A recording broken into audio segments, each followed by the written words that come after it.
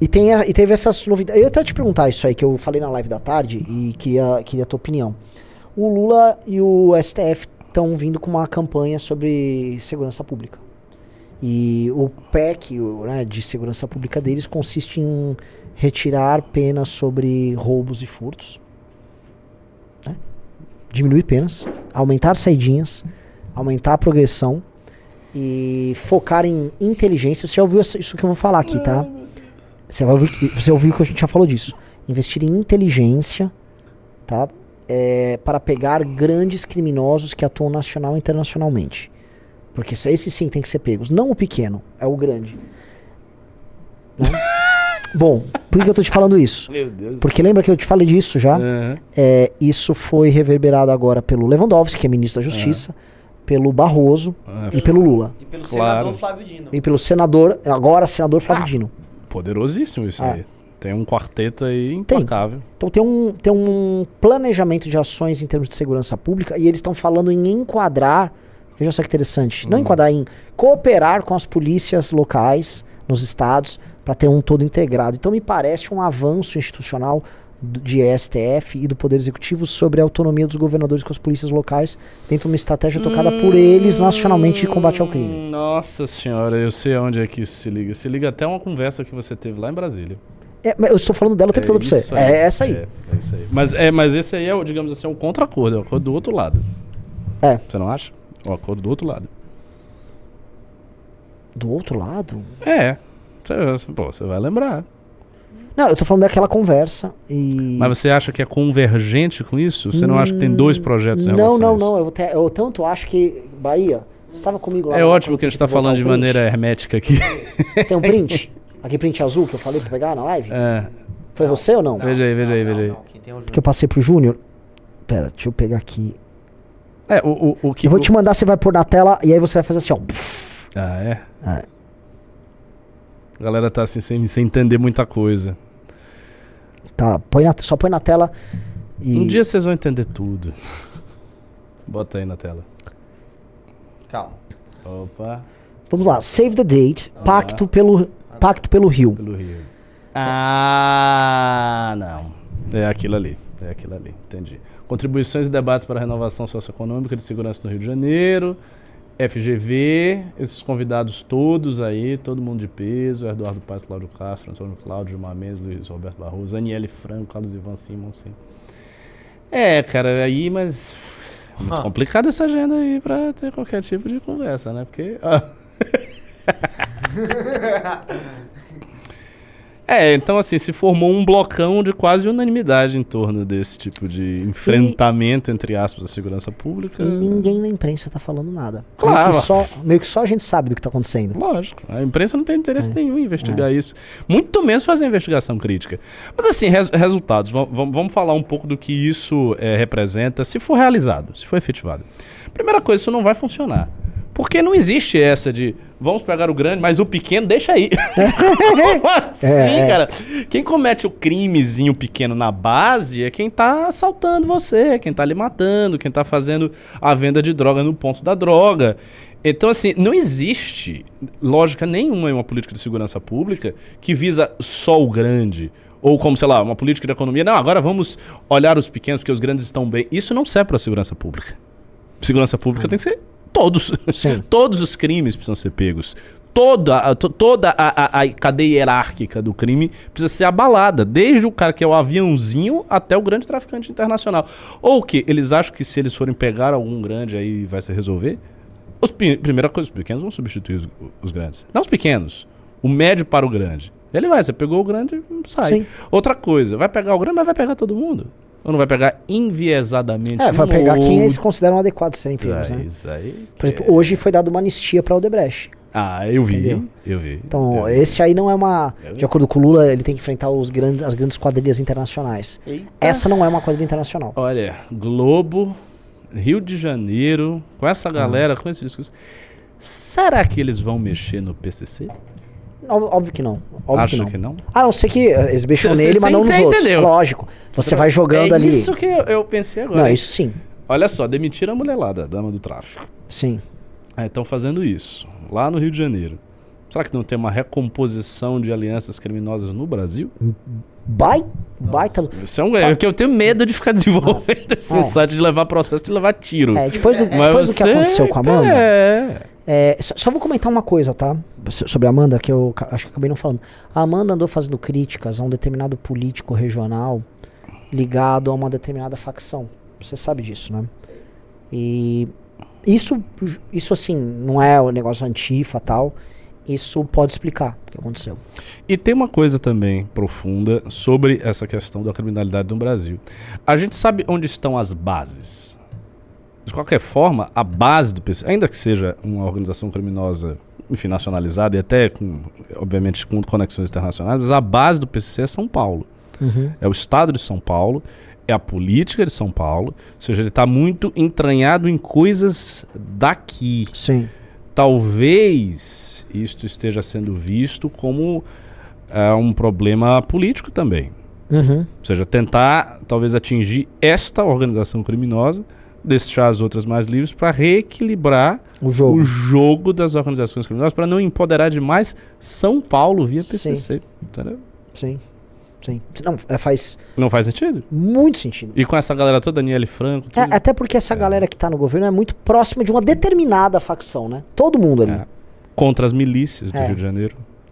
Então, eu trabalho contra as milícias. Beleza, a gente quer que as milícias acabem, claro. Mas quem é que tá do outro lado da milícia? Tem uma disputa entre duas coisas, né? Milícia e outra. Galera, aqui, a gente tá falando quase cifrado aqui. Vocês estão entendendo o que eu tô falando? Não, né, tá. O pessoal não é burro, não.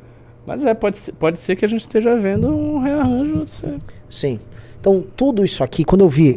primeiro assim, o Barroso e Davos falando de segurança pública, o discurso do Lula falando de inteligência, não sei o quê, o Dino também nessa linha, aí o discurso do Lewandowski, que hoje mesma coisa, aí esse evento, tem algo aí.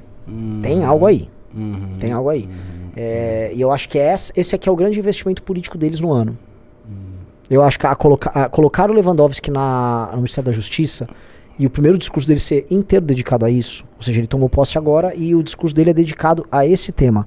E o discurso de saída do Dino é sobre isso, e o Dino avisa que como senador vai propor uma coisa ligada a isso. E aí o Barroso no STF fala disso. É porque o governo está orientado para esse tema. Há um interesse, nós vamos por aqui. Tá? Vamos por aqui por quê? Porque sim, não é eleitoralmente inteligente o que eles estão propondo.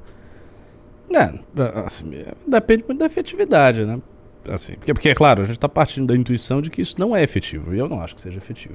Então, eu não acho que o crime vai diminuir porque eles estão pensando nisso. Sim. Se diminuísse, seria eleitoralmente inteligente, sim.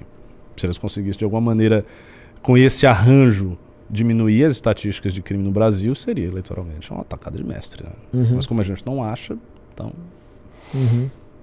Não, eu não consigo ver... E eu não tô nem falando do pegar o grande, que é pra mim mais discurso do que qualquer coisa. Essa coisa do liberal pequeno, isso é um caos. Porque nos Estados Unidos teve uma legislação... Califórnia. Eles basicamente descriminalizaram o furto, ou o pequeno furto. E a o pequeno começou roubo. A fazer isso sistematicamente. Nas pequenas lojas, agora as prateleiras são fechadas. Não tem como você pegar o produto. Você tem que pedir pro cara ir lá e pegar pra você. Num país como os Estados Unidos. Sim. Que é anormal, uma coisa assim. Mas eles pretendem descriminalizar o furto de eles vão tirar... Tirar mesmo? Caramba! Agora sim, eu não acho que isso passa. Eu vou ali roubar alguma coisa, mas tô brincando. É uma piada. Não, e o Paulo Dino fala pegar um açaizinho ali de graça. Prisão, assim, prisão é pra estupro, pra homicídio, pra crimes hediondos. Agora... Mas outras caras não precisam de prisão. Né? Aí, deixa solto aí, galera. Aí que eu tô assim, mas um furto, como é que chama? Crimes de trânsito e tal, infrações de trânsito, isso não. E crimes ligados a patrimônio também não. Então, como assim? Um roubo é um crime patrimonial. Onde ele quer chegar com isso? Roubo à mão armada não tem prisão? Não. Aparentemente não é tão importante assim. tão pesado, né? Que é o que mais atinge o eleitor dele. Mas se você bater a carteira lá em Copacabana, tá tranquilo. Bem tranquilo. De boa. Bem tranquilo. Nossa, a meninada tá feliz agora. Bem tá tranquilo. Tudo comemorando aí. Sim. Fazendo um bailão, hein? Sim. Ei, agora os homens liberaram! Tipo, liberou geral. E outra coisa, o discurso de posse hoje do Lewandowski foi na linha... Gente, as saidinhas e a progressão de pena é um avanço para permitir a ressocialização tão necessária e tal. É um papo de louco. E é um papo de louco quase de um psicopata, porque obviamente não é um papo popular. Porque tem uma coisa que assim...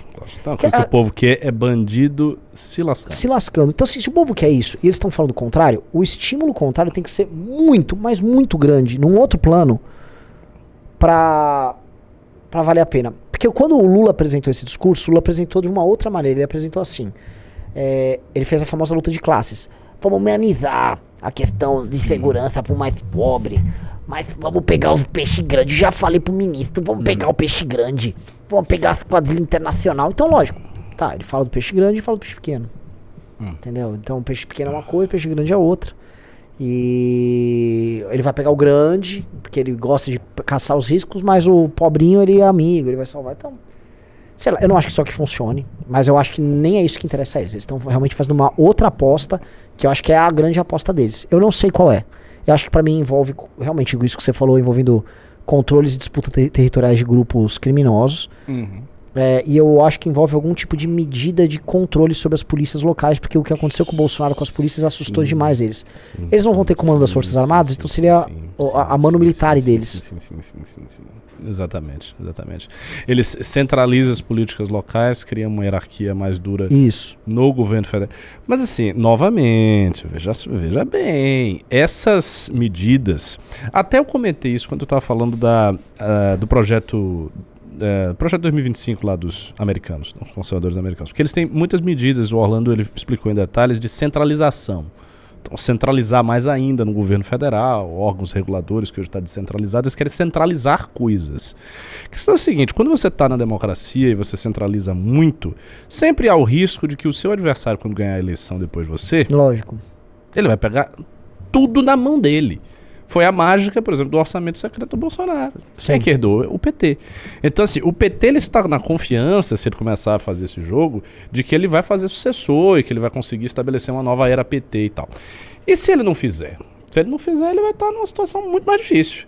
Porque se surgir um candidato do naipe do Bolsonaro, que até agora não apareceu, porque o candidato que está aí com mais chances de levar 2026 é o Tarcísio, que é um cara muito... O Tarcísio não vai fazer nada. Mas se surgir um cara mais linha dura, porradeiro, estilo Bolsonaro, ele vai pegar essa centralização toda. E aí esse cara vai pegar um exército muito satisfeito com o PT.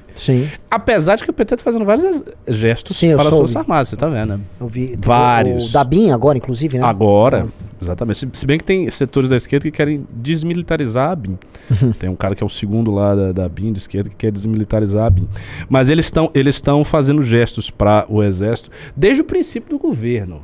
Isso tá, desde sempre. O próprio fato de que eles não estão indo em cima das conexões do golpe com as Forças Armadas, estão tirando o pé e tal. Ou seja, eles não querem criar uma situação de muito atrito, eles querem tirar o pé disso aí. Mas mesmo assim, se sobe um cara que tem uma boa relação com o exército, com todas as polícias centralizadas, o fenômeno do Bolsonaro vai vir mais forte ainda. Tenho certeza disso. Entendeu? Lógico. Isso está acontecendo no momento que, assim, em termos econômicos, não tem nenhuma grande perspectiva para o Lula esse ano. Não. Cenário internacional tem nada de bom para o Lula acontecendo também. Tá estranho, sabe? Porque assim, se o Lula não conseguir ser popular, Ricardo, o que resta pro Lula? Eu acho que ele vai perder. Não só perder, mas o que resta em termos de do que ação fazer? política? Ele vai centralizar com esse grupo? Eles podem tentar centralizar poder, ao máximo. Mas aí, se ele centralizar poder sem perspectiva de fazer sucessor, não adianta nada. Não adianta nada. Eu estou falando isso desde antes do Lula assumir o poder. O único desafio real que o PT tem é entregar crescimento econômico.